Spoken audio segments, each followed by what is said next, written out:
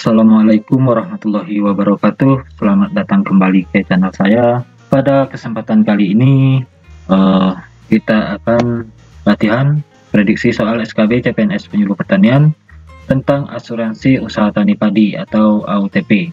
Sebelum kita melanjutkan ke latihan soalnya, kami ucapkan saya ucapkan selamat kepada teman-teman yang telah mengikuti channel kami, yang telah belajar bersama kami baik melalui channel maupun telah membeli paket SKB Penyuluh Pertanian yang telah kami sediakan. Selamat atas hasil yang diperoleh, semoga dilancarkan dalam proses pemberkasan dan pada tahap-tahap selanjutnya.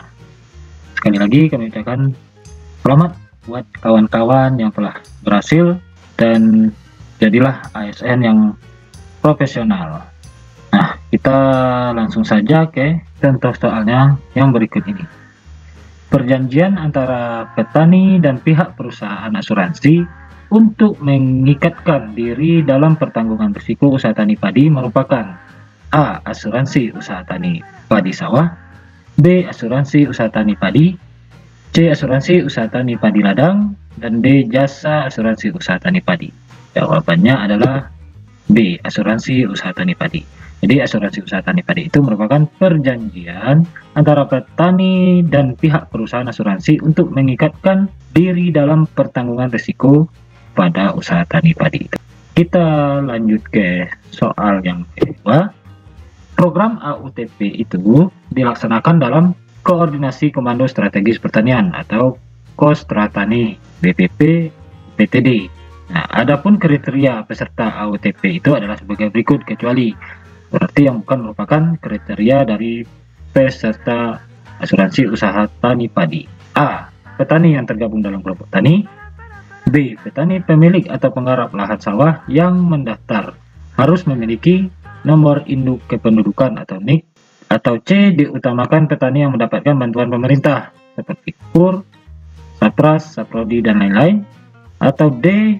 Petani yang memiliki lahan sawah dan melakukan usaha budidaya tanaman padi pada lahan paling luas 1 hektar per pendaftaran per musim tanam atau disingkat dengan MT.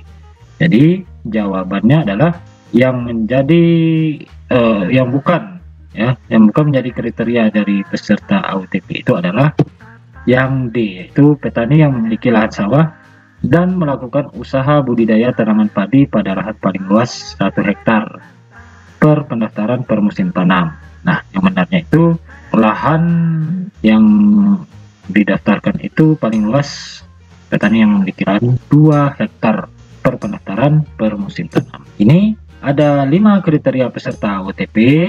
Yang pertama, petani yang tergabung dalam kelompok tani. Kemudian, petani yang memiliki lahan sawah dan melakukan usaha tani budidaya tanaman padi pada lahan paling luas 2 hektar per pendaftaran per musim tanam.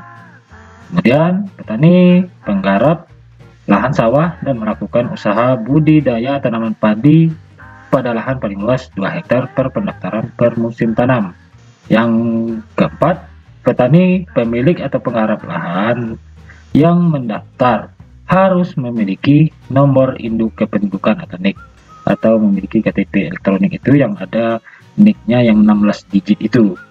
Kemudian kriteria yang kelima yaitu diutamakan petani yang mendapatkan bantuan pemerintah seperti KUR atau kredit usaha rakyat, Sapras, Saprodi, dan lain sebagainya yang dalam bentuk bantuan-bantuan pemerintah. Kita lanjut ke soal yang berikutnya. Kriteria lokasi yang termasuk ke dalam program AUTP adalah sebagai berikut. Nah, ini kriteria lokasinya yang bagaimana? Jawabannya A. Lahan beririgasi teknis, irigasi setengah teknis, irigasi desa dan irigasi sederhana. B. Lahan rawa pasang surut atau lebak yang tidak memiliki sistem tata air yang berfungsi dengan baik. Atau C. Lahan sawah tada hujan yang tidak tersedia sumber-sumber air permukaan atau air tanah. Dan D. Lahan non-irigasi yang tidak memiliki sumber air yang cukup. Jawabannya adalah A.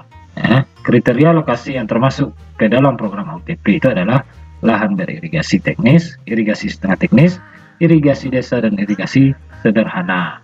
Ada beberapa kriteria lokasi program AUTP yang dilaksanakan. Yang pertama, yaitu yang bisa masuk program AUTP ya, kriterianya yang bagaimana, kriteria lahannya, yaitu lahan yang beririgasi teknis, dan irigasi setengah teknis, irigasi desa, dan irigasi sederhana. Kemudian lahan rawa, pasang surut, atau lebak yang telah memiliki sistem tata air yang berfungsi dengan baik. Kemudian yang ketiga, lahan sawah tak ada hujan yang tersedia sumber-sumber air permukaan atau air tanah. Ya, itu merupakan kriteria yang termasuk yang bisa dimasukkan ke dalam program AUTP. Soal yang berikutnya, risiko yang tidak dijamin dalam program AUTP adalah kerusakan atau kerugian pada tanaman padi yang diasuransikan, yang disebabkan oleh. Jadi kerusakan yang disebabkan oleh apa yang dijamin oleh program AUTP. Ini risiko yang tidak dijamin ya. Apakah itu risiko banjir, atau B kekeringan, atau C serangan OPT, atau D kebakaran? Jawabannya adalah yang risiko yang tidak dijamin dalam program AUTP itu adalah kerusakan atau kerugian karena kebakaran. Nah, kalau kebakaran itu risiko yang tidak dijamin dalam polis perjanjian itu tidak dijamin dalam program AUTP. Nah, ini risiko yang dijamin dalam program AUTP adalah kerusakan atau kerugian pada tanaman padi yang diasuransikan, yang disebabkan karena yang pertama banjir, kekeringan, serangan OPT. Nah, dengan ketentuan sebagai berikut. Nah, ini ada ketentuannya. Yang banjir itu banjir yang bagaimana, kemudian kekeringan itu kekeringan yang bagaimana, serangan OPT itu serangan OPT yang bagaimana. Nah, kita jelaskan satu persatu. Yang pertama, banjir atau kebanjiran dalam hal ini adalah, nah ketentuannya kalau banjir itu tergenangnya lahan pertanian dengan kedalaman dan jangka waktu tertentu pada periode pertumbuhan tanaman sehingga berakibat kerusakan pada tanaman dan menurunkan tingkat produksi tanaman, baik banjir yang disebabkan oleh curah hujan tinggi maupun air pasang. Itu ketentuan kategori banjir, lahan yang kerusakannya karena banjir. Kemudian kalau ketentuan untuk kerusakan atau kerugian karena kekeringan, dalam hal ini tidak terpenuhinya kebutuhan air tanaman dalam jangka waktu tertentu selama periode pertumbuhan tanaman yang mengakibatkan tingkat pertumbuhan tidak optimal, kerusakan pada tanaman, dan menurunkan tingkat produksi tanaman. Nah, kekeringan yang kriteria lahannya itu kan yang beririgasi, kemudian meskipun tidak beririgasi tapi dia memiliki tata kelola air yang baik. Nah, dalam waktu tertentu kebutuhan airnya itu kurang atau tidak terpenuhi sehingga pertumbuhan tanaman tidak optimal, kerusakan pada tanaman sehingga berakibat pada produksi tanaman itu menjadi turun. Nah, itu bisa diklaim asuransinya. Kemudian yang ketiga, kerusakan karena OPT atau organisme pengganggu tumbuhan, yaitu organisme yang dapat mengganggu dan merusak kehidupan tanaman atau menyebabkan kematian pada tanaman. Nah, yang termasuk di dalamnya yang pertama yaitu hama tanaman, karena ada organisme pengganggu tumbuhan itu ada hama dan penyakit. Nah, kalau hama itu hama apa saja? Yaitu penggerek batang, bereng batang coklat, walang sangit, tikus, ulat berayak, dan keong emas. Kemudian kalau penyakit tanaman seperti blas, bercak coklat, tumro, busuk batang, kerdil hampa, kerdil rumput atau kerdil kuning, dan kresek. Nah, hama dan penyakit tanaman yang ini itu yang termasuk dalam kriteria yang dipertanggungkan dalam program AUTP. Cukup jelas ya teman-teman. Soal yang berikutnya, suku premi asuransi adalah 3% dari nilai pertanggungan. Nilai pertanggungan sebesar 6 juta per hektar per musim tanam dan premi asuransi senilai 180.000 per hektar per musim tanam. Premi asuransi yang harus dibayarkan oleh petani tertanggung sebesar A. 180.000 per hektar per musim tanam, B. 144.000 per hektar per musim tanam, C 36.000 per hektar per musim tanam, dan D 18.000 per hektar per musim tanam. Jawabannya adalah C. Ya, premi yang harus dibayarkan oleh petani tertanggung adalah 36.000 per hektar per musim tanam. Nah, teman-teman, ini suku premi asuransi itu 3% dari nilai pertanggungan. Itu nilai yang ditanggung itu sebesar 6 juta per hektar per musim tanam. Kemudian premi asuransi tersebut berarti yang harus dibayarkan ke pihak asuransi, premi yang harus dibayarkan itu 180.000 per hektar per musim tanam. Nah, dari hal itu petani yang ikut program itu atau petani tertanggung itu membayar ya premi asuransinya itu sebesar 36.000. Jadi hanya 36.000 per hektar per musim tanam. Bukan yang dibayarkan bukan 180.000, hanya 36.000 per hektar per musim tanam untuk mengikuti program asuransi itu. Jadi sisanya, yang sisa dari 180.000 dikurang 36.000 itu tidak dibayarkan oleh petani, atau sekitar 144.000 itu tidak dibayarkan oleh petani, itu disubsidi atau dibayar oleh pemerintah dengan menggunakan APBN. Jelas teman-teman ya. Ini dia. Suku premi asuransi itu 3% dari nilai pertanggungan. Nilai pertanggungannya itu seperti yang di soal tadi, 6 juta per hektar per musim tanam. Premi asuransinya berarti yang harus dibayarkan itu 180.000 per hektar per musim tanam, itu harus dibayarkan ke pihak asuransinya. Nah, besaran bantuan premi dari pemerintah atau dari APBN, nah, itu atau istilahnya bahasa mudahnya itu ya disubsidi pemerintah itu sebesar 80% atau senilai 144.000 per hektar per musim tanam. Nah, berarti sisanya adalah 20% dari 180.000 itu dibayarkan oleh petani atau senilai 36.000 rupiah per hektar per musim tanam. Ya, jadi petani hanya bayar 20% saja untuk membayar asuransi ketika kita mendaftar program AUTP ini. Ya, program AUTP ini berlaku untuk satu musim tanam. Nanti musim tanam berikutnya kita daftarkan lagi.